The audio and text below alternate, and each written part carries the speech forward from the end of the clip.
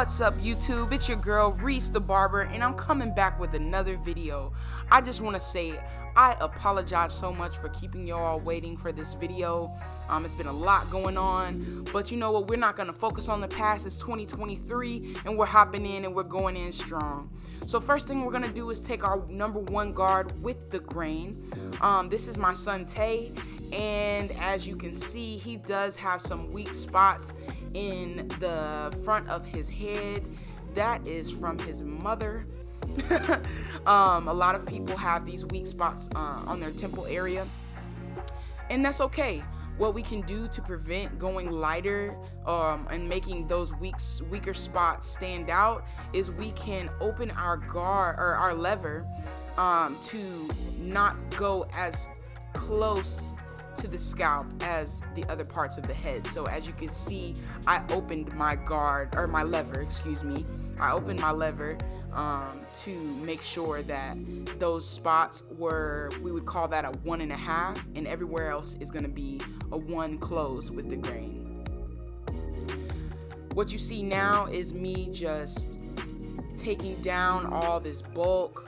It's been a couple of weeks since he's had his last cut, so we just want to get him at a nice even length, going with the grain of his natural hair growth pattern.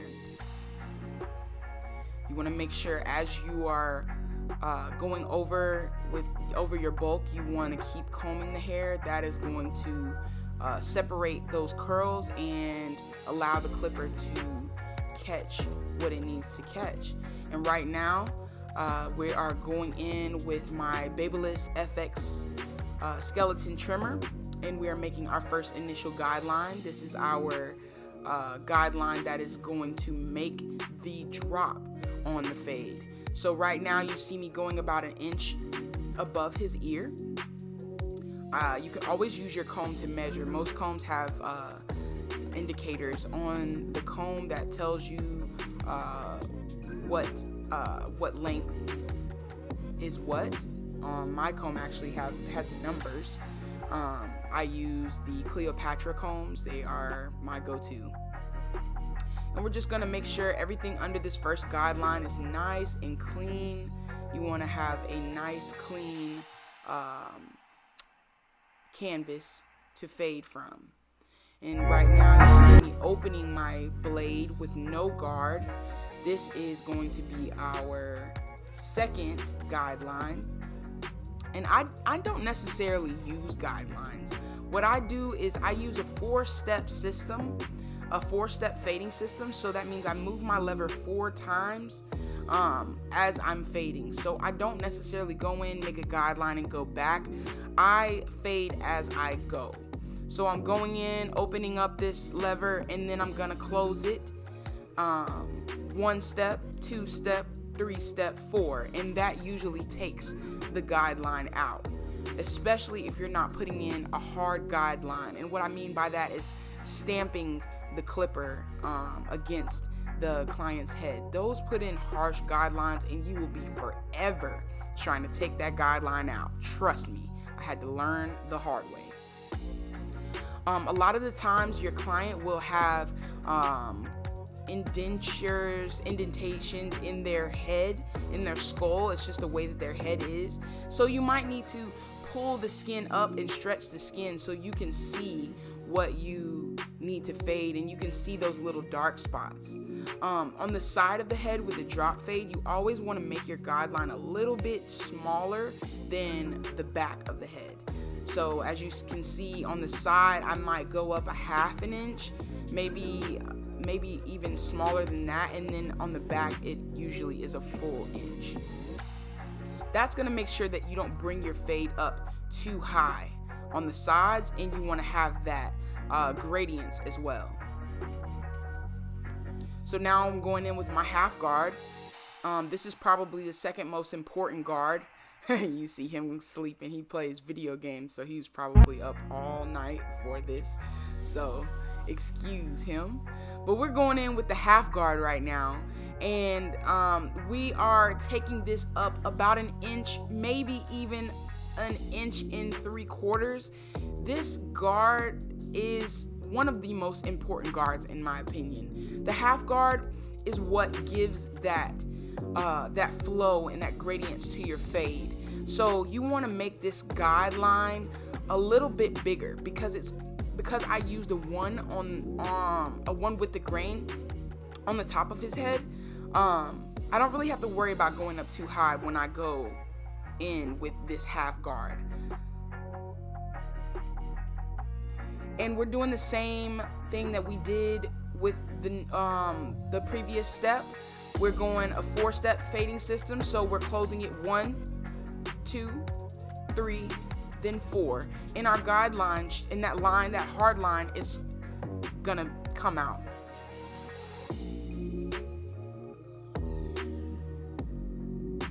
You want to make sure you're brushing as you go. Always brush, or comb, whatever you like. I'm using a brush right now, just because I know that his hair, it can be a bit wavy, and so we just want to keep those waves flowing. Using the corner of my blade. The corner is going to allow you to not make another guideline.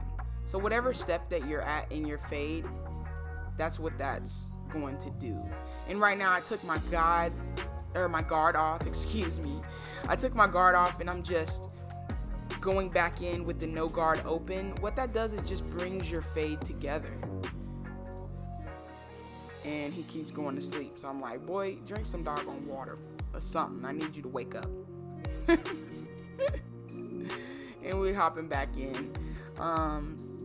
Right now I am sandwich fading. So instead of going in with my one guard, I'm going to debulk against the grain with my 1.5. So because I went with a 1 with the grain, what's gonna take out that hard line and allow this whole fade to come together is a 1.5 guard open.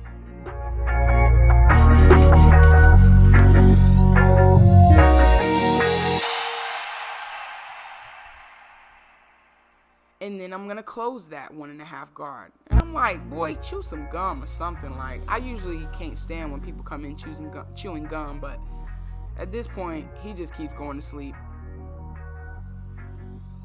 So now we're done debulking and we're going in with the handy dandy number 1.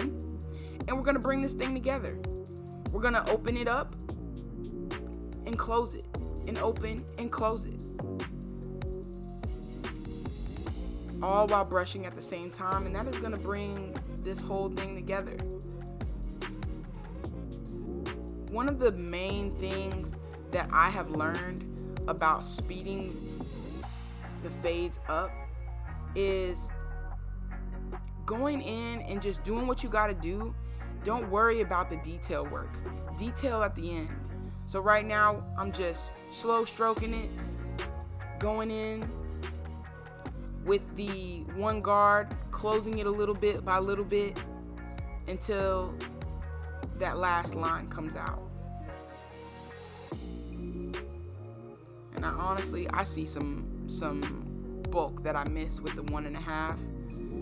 Sometimes watching these videos, I wish I could just hop back in the video and get what I missed.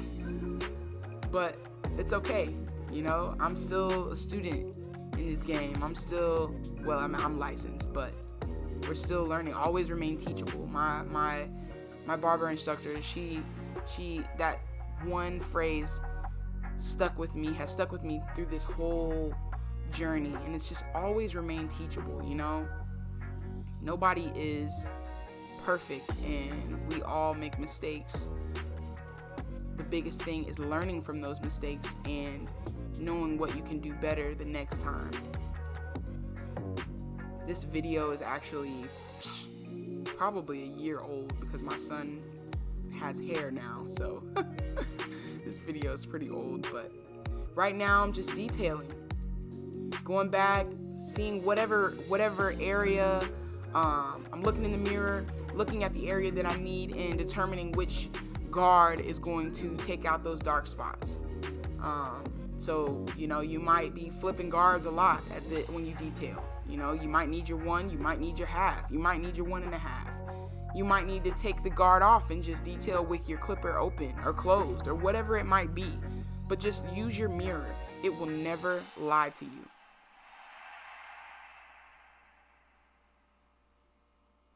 As you can see, I don't have a guard on right now. I'm just pulling that skin, seeing those dark spots and getting them. If you see it, get it. That is the best advice I can give you. If you see it, get it. It's there. Learning to manipulate your eyes to work for you is probably one of the hardest parts of fading. So now you can see we are going in and we're going to put on a nice crispy edge for this young man. I always start in the middle. He has a rainbow hairline. He has hair that grows on his forehead. So I always start in the middle, and I have to kind of construct his hairline to be nice and sharp. Today we're keeping it natural, no enhancements.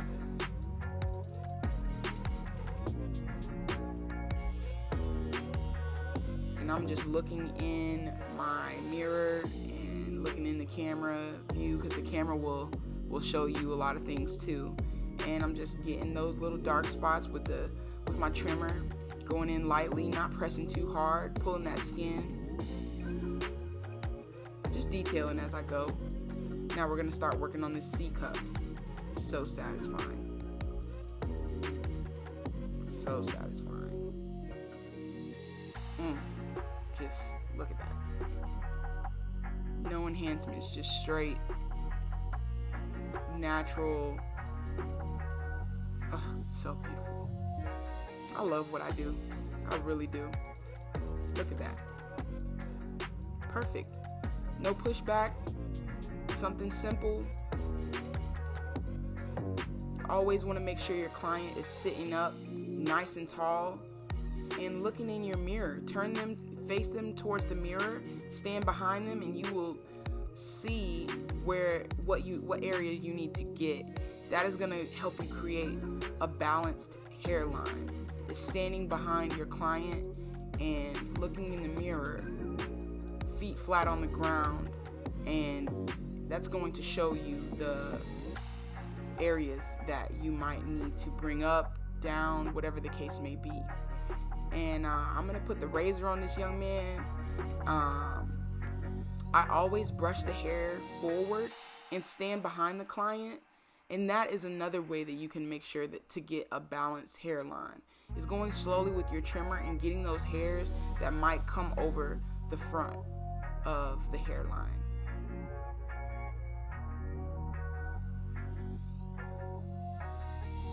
And my camera view is horrible, but you guys get the picture. Now we're hopping in with the razor, pulling the skin, making sure that it's nice and tight so you don't cut.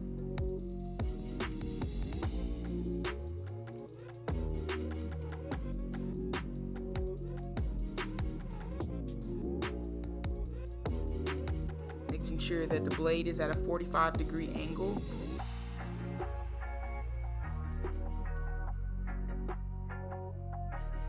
You don't have to be too much of a stickler on your degrees and all that stuff. Like, you'll know as you're cutting. Like, you can feel it.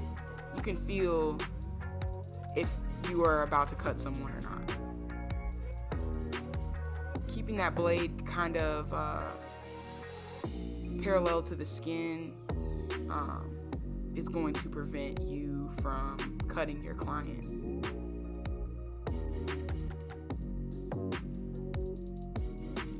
And now you have the finished product.